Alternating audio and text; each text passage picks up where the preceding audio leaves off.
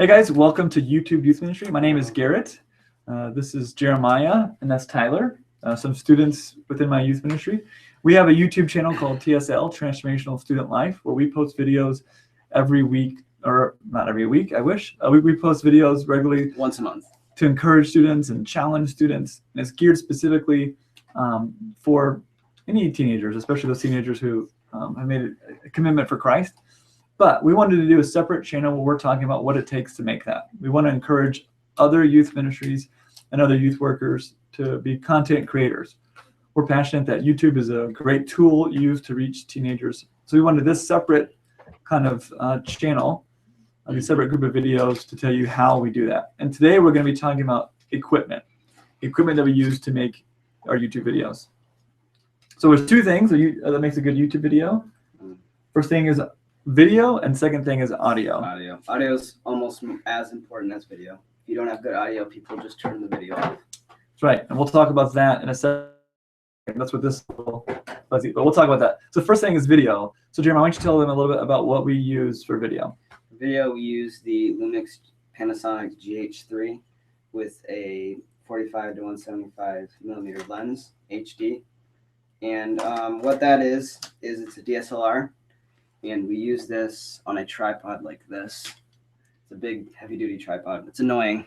So why do we use a DSLR as opposed to like a regular video camera? Video camera, you can't change lenses, and that's very important because if you use a normal video camera, well, you can use a big one, but those are really expensive. But these are more affordable, and you can change out lenses.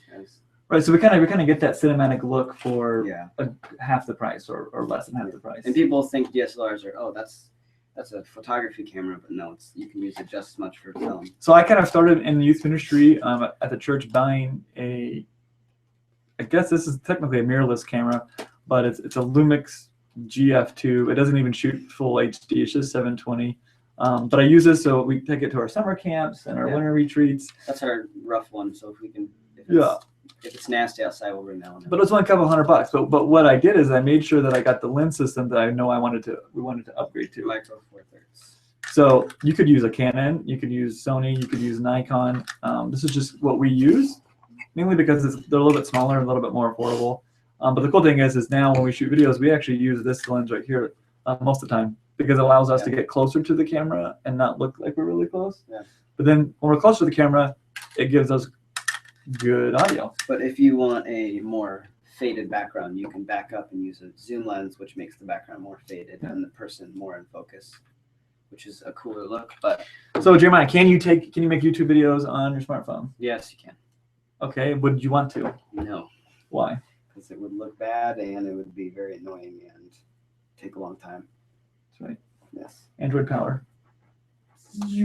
Right. So Windows power. Yeah, even when you see Windows phone. Okay. So even when you see YouTubers making videos like this, 99% of the time they're actually probably holding a big camera. They're probably holding a DSLR, even though it looks like it. And you can tell that because the audio is really good. So speaking of audio, and Tyler, you help with audio sometimes, kind of key grip.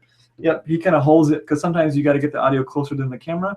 We use sorry if it gets loud. We use a Zoom H1, which looks a little bit like this without this little fuzzy wind guard here.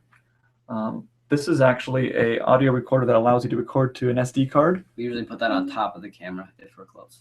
Right. I have a little. They don't all look like this. This is a little shock mount, little 3D printed shock mount that I bought online that holds it with rubber bands. It keeps it from picking up clicking noises and things like that. So we use this, and 99% of the time, especially when we have the GH3, the GH3 has a mic input. So we just put this microphone on top of the GH3 right here and plug it into the mic. This one doesn't.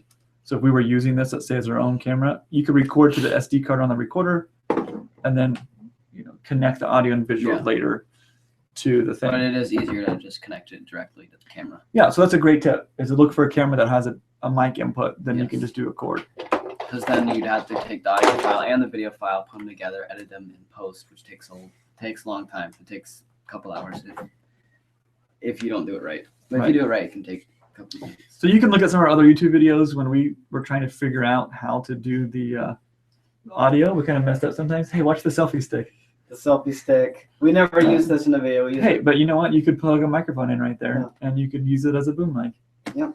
We're always using things that aren't made for them. Yeah, we do very hillbilly stuff like duct tape and stuff like that. I remember when I was walking one time, like I didn't have a Steadicam, so I'm like holding this giant tripod because it added some stability.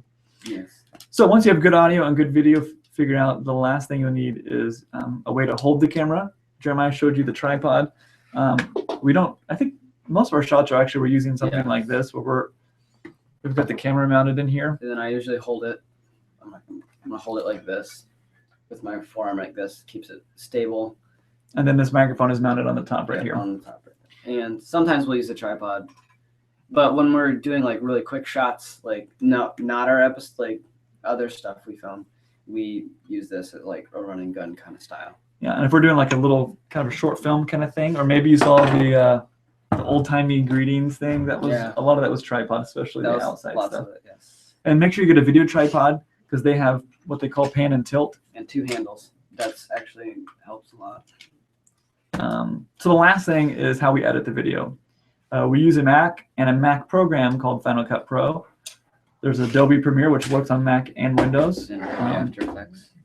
They're kind of similar. I guess it would depend on what kind of computer system you have. So yeah. If you have a Windows, you'd probably use Adobe Premiere. But if you have a Mac, obviously you'd probably use Final Cut Pro. It's meant for Mac. Right.